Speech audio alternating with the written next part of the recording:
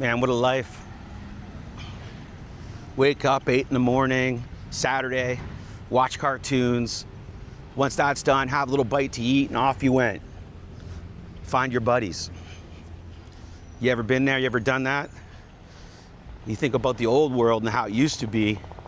It was all about just walking out of the house and figuring it out as you went. There was no pre-planning. You didn't know what was going on. Your parents didn't tell you what to do. All your parents wanted was you out of the house. This was it. This is what you knew for a fact. My grandparents, it didn't matter. They wanted you out and exploring and living your life. Versus, say, today, kids wake up and they're straight on their phone, straight on their tablets, and they're playing their games or on their social media, they're doing whatever. And they sit there all day. Doesn't matter how beautiful it is outside, like it is today. What a beautiful day it is. Have no idea what the real world's all about, whether it be going out with friends and causing havoc or just going on a random adventure. I think about some of the adventures I went on when I was a kid. I mean, these are like epic. I remember my buddies and I, there was a swimming pool. It was called Ipsco Swimming Pool. And it was probably about a, 10, 15 kilometer bike ride, something like that. It seemed like that. Maybe it wasn't that long.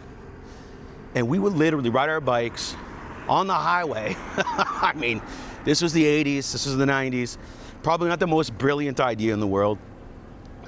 And we would head straight to the pool because they had a free pool at Ipsco. And yeah, that was fine, no issues. Never had any problems with my parents. And, you know, we would just go out. I remember we would leave the house. Remember when you would leave the house with like $2, $3 in your pocket, your bike, and just an ambition to have fun, to do something. And there was really nothing else you were doing, no other pre-planning happening. You might have an idea of where you want to go or what you wanted to do. We were the last ones to know what it was to be truly free, you know? We knew real freedom. It was a wild, wild world we lived in.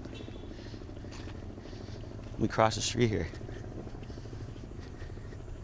And the best part was you would just literally go around to your closest buddy, usually your closest buddy, knock on his door, knock, knock, knock. Hey, is Russ here? And if he wasn't there, or if he was busy doing something, a chore. You ever heard of chores? Do kids ever do chores nowadays? Is that a thing? And if he was available, great, he would come out with you, and then you go to the next buddy, the next buddy, the next buddy. Then you have your crew, and then you would figure out exactly what you're gonna do. You would figure out, you would just be like, okay, what do you wanna do now? Well, let's go see what Derek's doing. Head over to Derek's, grab him, and next you know, okay, let's go to the store.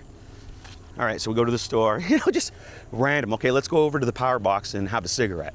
Like, it was wild, man. You know, we were smoking early when we were younger, smoking cigarettes when we were like grade 6, grade 7. It was a different time back then. And you look at, when I look at the juxtaposition of the new world versus the old world, kind of like the outside world. That's why you see me when I do my walk and talks, I'm always outside because I love being outside. It's something that's always been with me, and I like the idea of exploring new different places I haven't really been before. And that was the beauty of being a kid in the 80s and in the 90s and probably the 70s and the 60s is a lot of stuff was just, you're just off the fly. And you never knew exactly where you're gonna go or what you were gonna find. Like even here. I don't know where I'm going, I don't know what's going on in here. But I like it. But you would find like a patch of trees, or you'd find a place where you could go and just explore the world. Check out, you know, what could you find? What kind of animal could you find? What kind of bug could you find? You know, what kind of trouble could you find? I think about some of the crazy things we did when we were kids. Like, I know nowadays it's probably really frowned upon to go what they call ding-dong ditching or ring and running. Like, nowadays that's dangerous. Back in the 80s in Canada, not so much. But we used to add a little level of danger to it. We would, now again, I don't recommend anybody do this now, but we did this back in the 80s and the 90s. We would ring on the doorbell. We'd always find somebody that had hedges in the front yard, because we'd like to ring the doorbell, then we'd run in front of the hedges, so we'd be really close. And we would sit there and we'd try to watch the person as they came to the door. And we'd be trying not to giggle and laugh, you know? And you sit there and because you're so close to getting caught. And then when they'd close the door again, you'd run away laughing like you got away with something. It was wild. Or I remember went to a family. My family used to have a big softball tournament. We had a huge family, many families. Had a big softball tournament we would go to. And all the kids, so all the parents we'd be playing, each family had their own team name. So my dad was playing for the Horns, was the last name. Their team name was called the Horny Toads. Anyways, we would collect all the old beer bottles that they would drink and we'd cash them in for like whatever it was, a quarter or whatever, or a nickel or a dime. I can't remember exactly how much it was back then. And you get enough money to go buy a pop, and then you would just be running around as all the parents were crushing pints or whatever, playing softball, and you were just hanging out with all the kids. We would get into the biggest games of kick the can you ever saw in your life. It was truly a true freedom, because, you know, as long as you were relatively smart, you know, you were left alone to kind of like peruse the world. And the great thing about being in the 80s and the 90s was things were so affordable, right? So you could do lots of things, you know, play video games or play arcades or buy food or whatever you want. It was all reasonably priced, so you didn't need much. And really what you were doing is you're spending most of your time just outside enjoying the world and just the randomness of life. This is what we did. You know, your bike was like your chariot. And, you know, these days, kids are so used to getting rides everywhere that they don't even know how to drive a bike. It's like, man, you couldn't keep me off my bike when I was a kid. That thing, everywhere I went, that's where I was. If you wanted to find me, you just had to go around and check my 6 closest friends and just check the front yard. If my bike was there, I was there. Or if a bunch of bikes are there, there's more than one kid there, you know. Just that's how you'd find people, is where were the bikes. Wherever the bikes are in front of, that's usually where you'd find them. And the other thing was, we really didn't have a ton of bike thefts when I grew up, so we didn't lock our bikes in my neighborhood. Don't get me wrong, later on, we started, as people got nicer bikes and stuff like that, sure, some of them got stolen, but when we were kids, it never happened. And just the best part about just being untethered to anything, so you have to understand, and I think most of the people that are watching this understand what it's like not to have the anchor of your cell phone on you, so people can get a hold of you at every minute of every hour of every day, so your parents can track you every minute of every hour of every day. That never happened when we were kids. You literally just went out and your parents expected you back maybe for lunch and then for dinner and then when the street lights came on. That was it. There wasn't much more than that to what we were doing. And it was one of the most wonderful things in the world.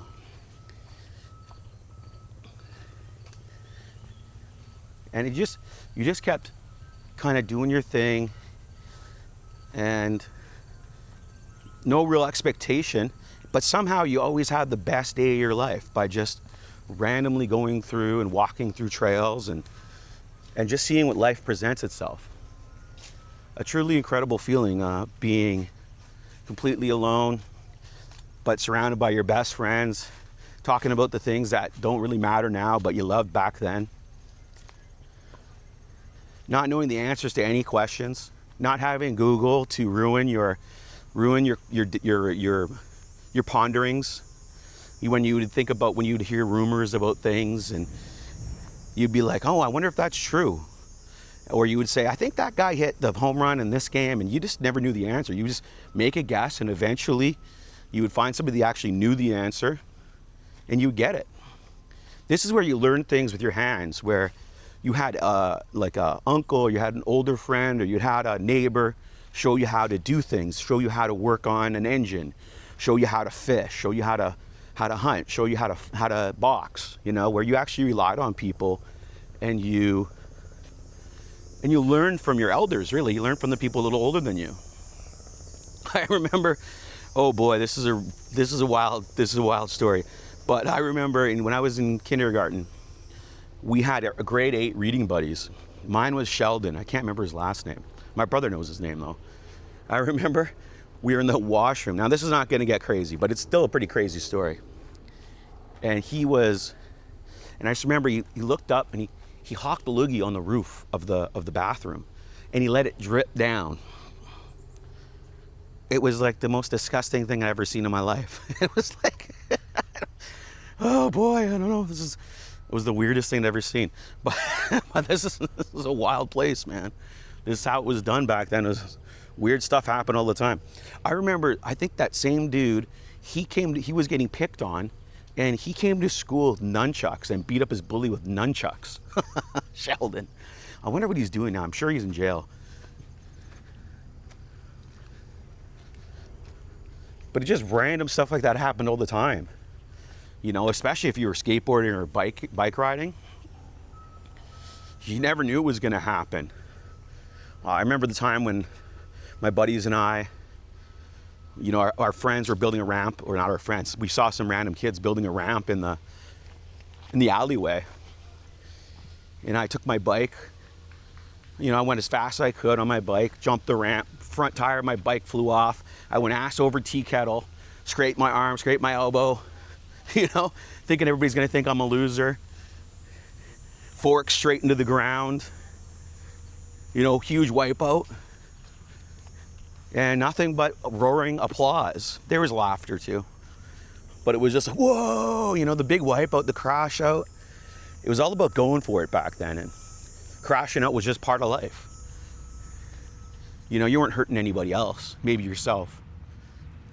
But this is where you would go, and everything was more of an event. So if you wanted to go to a movie, or you go to the drive-in, or if you wanted to listen to music, you literally had to have money to buy the album, or you'd have to listen to the radio with the tape, have the tape in the player, and record the song that you wanted to listen to over and over and over again.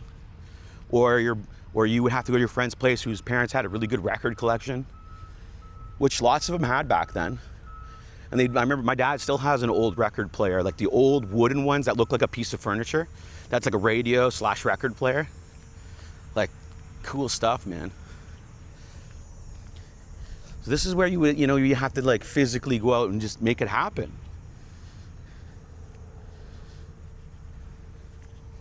You know, every one of your friends had their quirks. You had the funny guy, you had the tough guy, you had the weird guy, you had the smart kid, right? But you were a crew. You just never knew what was gonna happen. Really careless and free. And this is the other thing, you never had to worry about mortgages, mortgage payments, or rent payments, or credit card payments, or line of credit payments, or groceries, or not everybody. I'm sure everybody's had a different experience where actually they had to worry about stuff like that. And that would have been tough. Not everybody's childhood was the same, right? Obviously. You're gonna have your trials and tribulations, and not everybody had the idyllic childhood, I get it. But I know a lot of people that had a pretty good one, and you know, obviously the relationships of parents and the relationship of parents to be able to live in the world is different for everybody. But in my case, I didn't want for anything.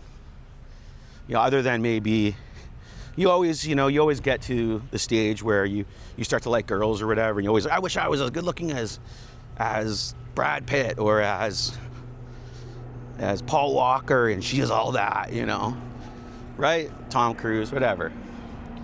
You always wish for things that you didn't have, not being happy to be yourself all the time. But then as you get older, and as you explore, and as you become who you are, and as you start to think about and try different things, you start to realize what matters to you, and you start to think about, you know, what do you really want to get good at? Do you want to be a musician? Do you want to write? Do you want to, you know, what do you want to do with your life? And the beauty was that every day was like an epic journey. Every day was something, was a unique. There was no repeating. There was no binge Netflix. There was none of that. You didn't have any of that. You really had to just go out and figure it out. And the best experiences come from, in my opinion, come from the randomness of life. This is why I love to go traveling to different countries, because it kind of reminds me of being a kid in a new world, you know? What was cooler when you were a kid, when you found something brand new, like a new field that you can hang out in, or a new set of woods, or something new, you know, or you found like a new place to hang out where nobody knew what you were up to, right? Where you could hide out from the world a bit with your friends and just do whatever you're doing. How cool was that? And nothing was there to bother you, right? You weren't getting notifications. You weren't checking your Facebook to see what everybody else was doing. You weren't checking text messages. You weren't taking pictures. You were truly just like in the moment, living your life with your friends, and nothing really mattered except for what you were doing right then and there. It didn't matter what your other buddies were doing, because you didn't know what they were doing. And you might be like, hey, I wonder if so-and-so is available. Let's go check and see if he's there, you know? And you go on a bike ride to go find your friends. That's one thing, sure. But it was just like one of those things where you just went for it. And when you played, you know, sports or whatever the case may be, I played hockey. But you would learn the beauty of sports, and the beauty of playing on a team was you learn what it felt like to win and lose, you know? Like, you know what it felt like, the biggest defeat in your life when you were a kid playing hockey or playing soccer or playing football, playing baseball. You never forget it. You remember how much hard work you put into it. And you remember putting your whole heart and soul into it and still losing. You know what it felt like to put everything into something and lose, and you wouldn't change it for the world. Because even losing, when you put all your heart into it, is better than not trying and not doing anything. Somebody said to me recently, I was talking to this guy I was having a drink at a bar called Jason George. And it was an old fellow and his wife. And he told me this crazy story about when he was in New York City. He was at a bar called the China, I think it was called the China House. He was there with his buddy. I guess they're having some drinks. I guess this would have been like the 80s. And he was telling a story about him and his buddy were sitting there. And this is the beauty as well. When you're out and about and you're sitting at the bar and you meet new people, talk to them, ask questions, because you might get some crazy stories. Anyways, he's sitting in the bar, and who does he see walk in? He starts seeing a bunch of musicians walking in, like very famous musicians. And one of them that walked in was Pete Townsend from the Who. And he's like, holy geez, that's Pete Townsend. He's like, what's going on here? And then he's talking to the bartender, and he sees over here in the corner, he sees that there's Liza Minnelli's there, Lawrence Taylor's there, and he starts seeing all these celebrities there.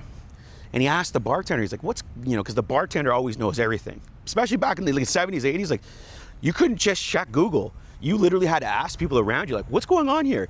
And that was also the beauty of just being out, even as an older person, being out places. You never know what could happen. You never know who you're going to meet. You never know what your situation's going to be. You never know any of that stuff. And he's asking the bartender, like, what's going on here? And he's like, oh, a whole bunch of musicians are in town because they're opening up Tommy on Broadway. So what happened was they opened up Tommy on Broadway, and then everybody was coming over to the China House, or the China Room, I think it was called. You can Google it. I'm not sure. I haven't Googled it yet, but he called it the China Room or the China House, something like that. And all the musicians were coming over, kind of do like a private show, and like all these celebrities were piling in. And he was just there, and he's just like, yeah, I sat there and I watched a whole bunch of, like, a super group of celebrities playing songs that they loved. He said they were playing James Brown, and they're playing all these other songs that you would never know.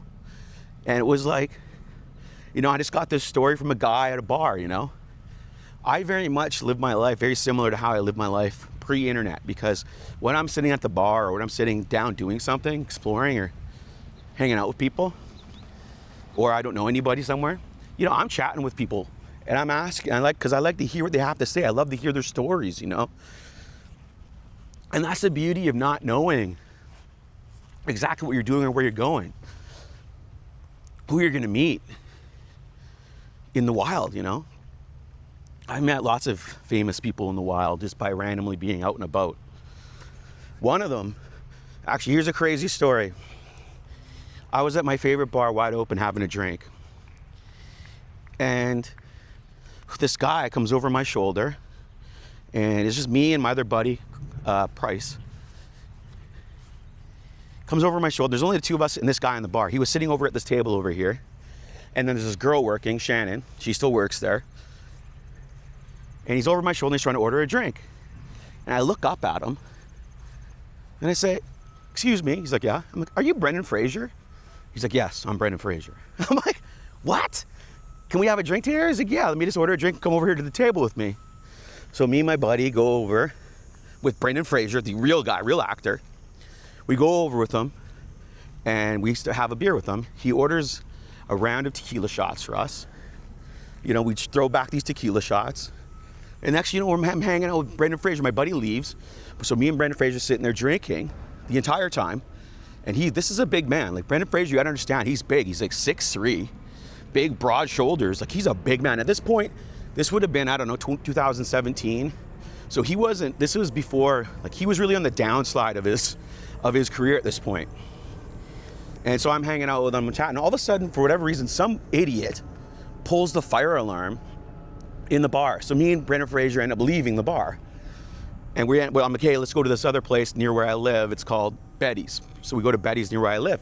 So we're walking over there. And like, people are I didn't realize that everybody knew who he was, but everybody was recognizing him on the way. And they're like, I remember somebody's like, "Holy shit, it's Brendon Frasier, George of the Jungle." Everywhere went, he'd be like, "God damn, George of the Jungle."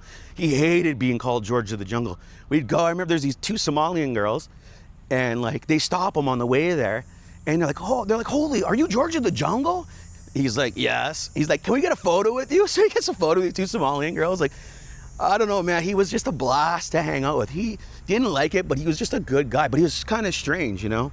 So we ended up going to this other bar called Betty's. And him and I walk into the bar, and at this point, I'm pretty drunk. Like, I'm pretty drunk at this point. We got in there, and they look at me. They're like, "Oh, no, you can't. No, you've had too much."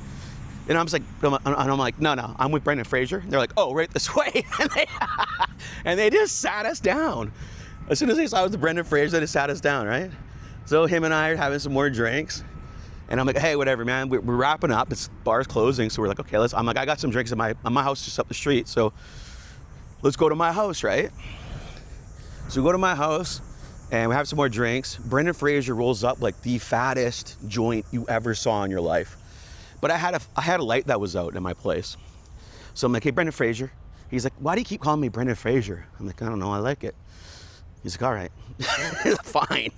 So I'm like, can you help me change the light bulb?" He's like, "Yeah, so I get the ladder." He's like, yeah. So I get the ladder. I got 10-foot ceilings at my place, right? So get the ladder out. And I'm like, "All right, get up there." He's like, "I'm not getting up there. You get up on the ladder, I'll hold you." So I'm up on the ladder and I'm changing the light bulb. I'm kind of wobbly. And then Brendon Frasier's like, "So Matt, tell me about yourself. Like, what's going on?" So he's like, I'm like, "Oh, you know, I'm just, you know, I met this girl who I really liked, but you know, I kind of blew it with her. I was a bit of a jerk and it didn't work out, you know." And he's like, "Really?" He's like, "I tell you what." I'm like, "What?" "Brendon Frasier's gonna make this all right. Get her on the phone." I'm like, "What?" "No, I don't want to call her, Brendon Frasier." He's like, "Get her on the phone." So I pick up the phone, I call her. I'm like, "Hey," or I call her, she doesn't pick up the first time. So I'm like, Brendon Frasier, like, she didn't pick up. He's like, "Call her again." So I pick up the phone again, and I call her again, and she picks up this time. And so I'm like, "Hey, what's going on? It's Matt." I'm like, "Listen, Brendon Frasier wants to talk to you." She's like, "What?" So I put Brendon Frasier on the phone with her, and he runs away with her, starts talking to her, comes back, puts her on speakerphone, and he says to me, he's like, "Apologize." I'm like, "What? For what?" He's like, "Apologize. And be specific and like you mean it." So I'm like, so I'm sorry for this and that. And he's like, that's not good enough, like you mean it. So I'm like, so I had to sit there and apologize to this girl, get specific, tell her I was sorry. And then so I do that, and he's like, all right, perfect. Takes the phone, leaves again, comes back, and he goes, you have a date Friday. I'm like, Brendon Frasier, man. He got me a date with this girl, they fixed it for me. And she happened to be a huge Brendon Frasier fan, and apparently the first thing she said to him was like, oh my God, it's George of the Jungle. He fucking hated that. And then we're hanging out there even for a little while. And all of a sudden, I remember he goes into the bathroom. He calls me over and he's looking in the mirror. And he's wearing like this golf hat, like the hat you wear golf, the short beak. And he pulls his hat off. And he's looking in the mirror and he says to me, he goes, Matt. And I go, what? And he's running his hand through his hair and he's like, I think I'm going bald. And I'm like, and I look at him and he is clearly like, no question, he's going bald, big time. And I'm like, nah, no, not at all, man. What are you talking about? You don't look bald at all. So, no. So he's like, he puts his hat back on and he's like, I think I need to shave. I'm like, what? What do you mean you need to shave? And I'm not lying to you. The dude put shaving cream on and he shaved. I'm like, okay. And then he's like, all right, I gotta go. I gotta work in the morning. And then, I said goodbye to him and he left basically. Like, it was bizarre, but it was amazing. And he was cool. He was like the coolest guy. I remember he told me one story. He told me about how he met his wife at a Winona Ryder party, he told me. And he'd recently been divorced. In the story, he had been recently divorced.